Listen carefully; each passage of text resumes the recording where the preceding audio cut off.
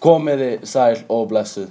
Gestur minn í þessum þætti maður sem að allir Íslendingar ættu að þekkja. Hann eitt frægasta ljóðskáld fyrr og síðar og allir Íslendingar halda upp á afmæli hans ár hvert. Hann fæddist að Hrauni í Öxnadal og við þekkjum hann öll sem Jónas Hallgrímsson. En hver þessi hæláti sveitadrengur? Ég ólst upp í frekar venjulegri fjölskyldu. Ég, pápi og móðir mín, hún Rannveig. Einnig átti ég 3 systkini. Þorsteinn, hann var elstur, og svo Rannveig. Og svo yngsta systir mín, hún Anna Margrét. Hún var mér ávallt kær. Og hvernig voru svo bernsku slóðurnar fyrir norðan í Öxnadalnum? Ég bjó nú ekki lengi á Hrauni, því að fjölskylda mín flutti á Steinstaði þegar ég var ekki nema 1 árs gamall.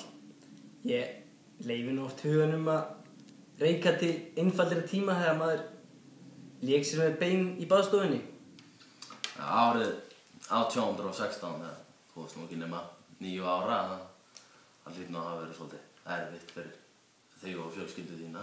Jú. Missir föðurs fyrir svo ungan gutta, það hlýtur að hafa markað spor. Hvernig tók svo fjölskyldan á þennan rosalega missi? Þetta atvik risti djúpt. Maður jafnar sig aldrei að fullu eftir svona snöggan missi. Við náðum einmitt tali af manninum sem hvarf svo skyndilega úr lífi Jónasar það örlagaríka árið 1816 og skildi fjölskylduna eftir við þröngan kost. Það var hann Hallgrímur Þorsteinsson.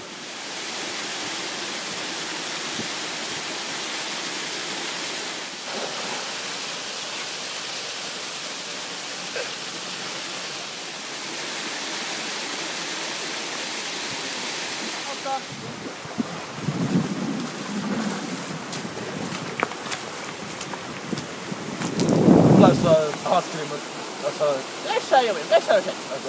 Já, og hvað geturðu svo sagt okkur hann Jónas sem barn? Jú, þegar Jónas var ungur, þá var hann alveg rosalega orkumikill drengur. Hann var alltaf hlaupandi um allt. Ég man eftir því þegar ég var við heilskapnisárið og Jónas var hlaupandi á enginu. Þá sá hann allt í einu stein.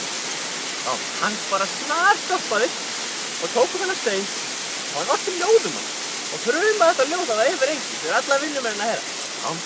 Þetta hefur verið sérstakur stein. Já, hann var greinilega sérstakur stein. Fyrst að hann einhver tíma í steinin. Já. En núna, þegar þú sér hvernig drengurinn vaxinn úr grasi. Ertu stoltur, Hallgrímur? Auðvitað ég mjög stoltur.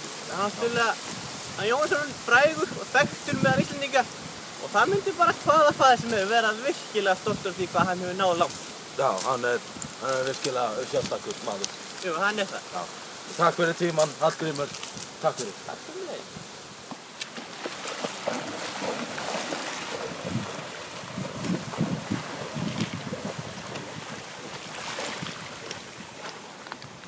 Ertu blessaður? Vertu sæll, Hallgrímur.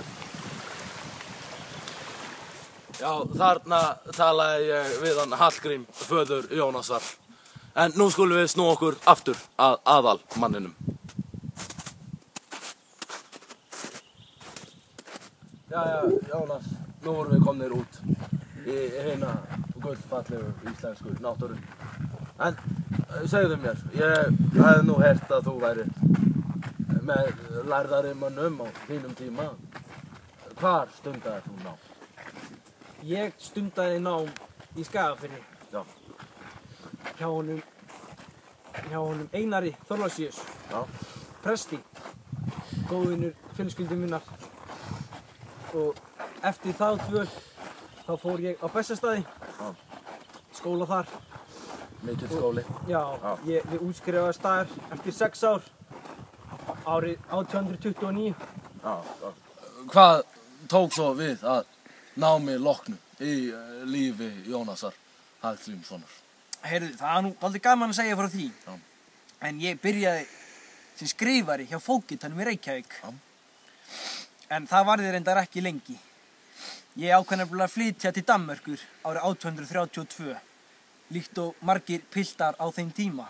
Já, spennandi. Já, þar hóf ég nám við lögfræði. Já, það hefur vakið áhuga þinn, lögfræðin. Já, það gerði það svo sannarlega. Já. Segðu okkur nú, Jónas, hver var aðal hugsunin svona á bakvið tímaritið Fjölni? Já, sko, þegar ég kom til Kaupmannahafnar, þá hitti ég gamla skólafélaga mína, Brynjólf og Konráð. Já. Og okkur langaði að gera eitthvað skemmtilegt saman. Já. Það leiddi að sér Fjölni, Já. tímaritið Fjölni. Sko, svo kom hann Tómas með okkur inn í þetta og við byrjum svona að hugsa hvernig við ætlum að hafa tímaritið. Já. Og við ákveðum frá byrjun að þetta ætti að verða virðulegt en samt sem að það er mjög skemmtilegt tímarit. Já, góður mannskapur hann á ferð. Já, við vorum mjög góðir saman. Merkir menn. Já, Já. það má segja það.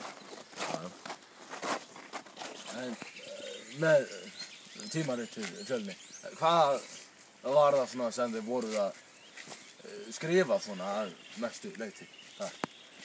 Sko, það góða við Fjölni var einmitt það að við stjórnum hvað fór í blaðið. Já. Þannig að við gátum sett allt um himins og jarðar í blaðið. En þið voru ritstjórarnir sjálfur? Já, við stjórnum þessu öllu sjálfur, sko. Já. Þannig að ég gat leyft mér að setja mínar eigin ritgerðir og skoðanir á málum ásamt því að geta komið með rannsóknir mínar í náttúrufræði. Já, þú varst stór þar. Já, ég lærði mitt náttúrufræði. Já.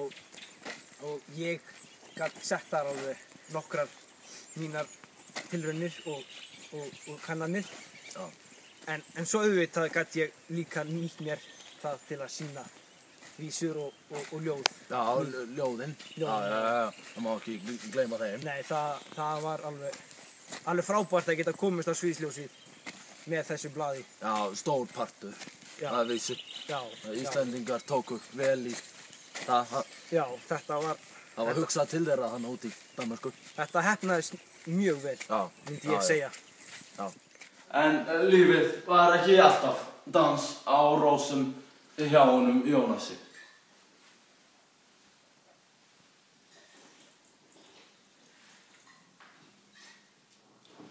Jæja, Jónas, hvernig eru svo þessir myrku tímar í lífi þínu? Það veit ég ekki. Nei? Nei, það er aldrei myrkir dagar hjá mér. Ég sé alveg ágætlega. Já, þú meinar. Já, en hvernig er svo drykkjan orðin hjá þér, kallinn minn? Hvernig er drykkjan? Já, þú ert nú eilítið fullur. Ég skal segja það, ég hef ekki verið fullur síðan í Danmörku. Þá var ég sko fullur af lífi. Já, blessu Danmörk. Já, Danmörk, þá var ég sko fullur af lífi. Já. Danmörk. Svona Jónas minn. Takk fyrir að vera til. Fíkur yfir hæðir og frostkaldan mel, í fjallinu dunar en komið él. Snjóskýin þjóta svo ótt og ótt, auganu hverfur heldimma nótt, vegur á klakanum kalda. Hver grátna sem gengur hjarn, göturnar leitar og sofandi barn, hýlur í faðmi og frostinu ver, fögur í tárum en mátturinn þver, hún okar ei áfram að halda.